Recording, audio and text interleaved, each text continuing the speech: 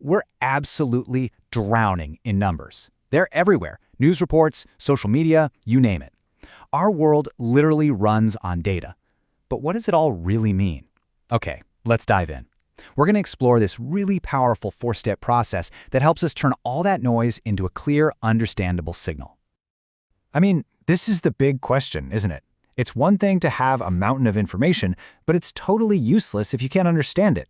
How do we find the patterns, the story, the actual insight that's hiding inside that sea of raw numbers? Well, that, right there, is exactly what statistics was built to solve. So at its heart, a great way to think about statistics is as a four-step journey. It's a process. First, you collect the raw data. Then, you organize it and present it so it makes sense. After that, you analyze it to find the deeper meaning. And finally, you interpret what it's all telling you. And we're going to walk through that entire journey together, right now. So our journey from chaos to clarity, it begins right here with step 1, collection. Before you can find any answers, you got to gather the raw information from the world around you. And as you're about to see, when you first get it, data is, well, it's often a total mess. It's unorganized and, frankly, a bit chaotic. So imagine we just finished an experiment measuring the heights of 30 different plants. This is what we get, just a jumbled of numbers. Looking at this, can you quickly tell me the most common height or what the overall range is? It's tough, right? This is raw data, and on its own, it really doesn't tell you much of anything. So how do we fix this jumbled mess? Well, that brings us to our second and super important step, organization. This is where we start to tame the chaos. We put our data into some kind of logical structure, and that is the key to seeing the first hint of a real pattern. And check this out. This is the exact same data we just looked at, but now it's organized. By grouping the heights into little buckets and just counting how many plants fall into each one, that's called a frequency table, it becomes instantly clear. You can immediately see the most common height is somewhere between 2.4 and 2.8 feet. See? That's the power of just a little bit of organization. Oh, and just a quick side note on where this data comes from. When we collect it ourselves, like in our plant experiment, that's called primary data. But if we use data that someone else has already published, say in a journal or a government report, that's called secondary data, and both are incredibly valuable. Okay, so our data isn't a chaotic mess anymore. It's organized. Now we get to the really fun part, analysis. This is where we move beyond just looking at the data and start calculating things. Key figures that actually summarize the story that's hidden inside all those numbers. And the first thing we almost always want to find is the center of our data. Statisticians call this finding the central tendency. I love this analogy of it being the data's center of gravity. That one balance point, that single number that best represents a typical value in the whole group. Now, the most famous measure of center is the mean, or what pretty much everyone just calls the average. So to see it in action, let's use a new simple example.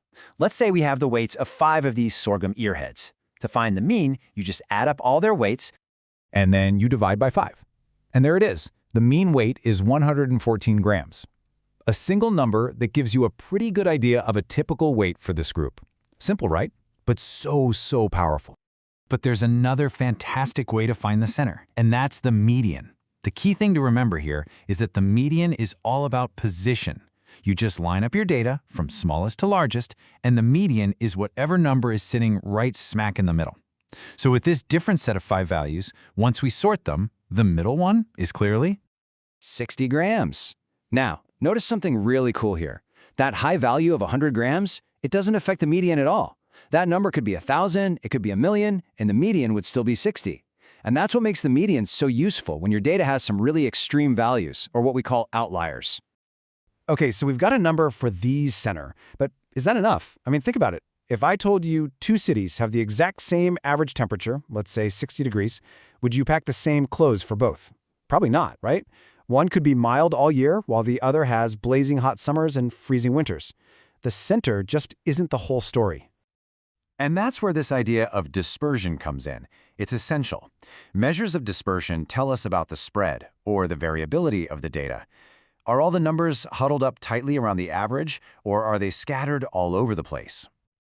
The most common way we measure this spread is with something called the standard deviation. Don't let the name scare you. You can just think of it like this. On average, how far is each data point from the mean?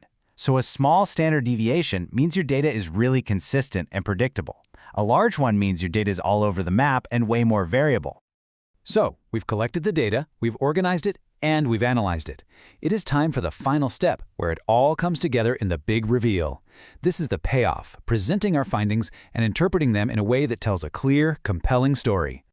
And to really see the power of good presentation, let's scale up from our little examples to a massive, real-world dataset. This simple bar chart, it represents thousands of data points about how land is used in Chhattisgarh, India. And instead of some dense table of numbers, our brain gets the whole story in a single glance. And look how easy the interpretation becomes.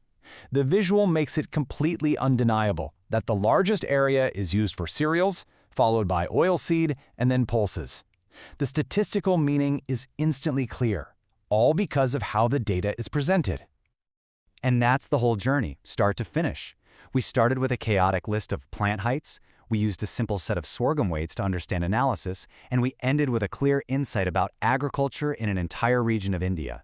We took a jumble of raw numbers and turned it into a real conclusion. That right there is the true power of statistics.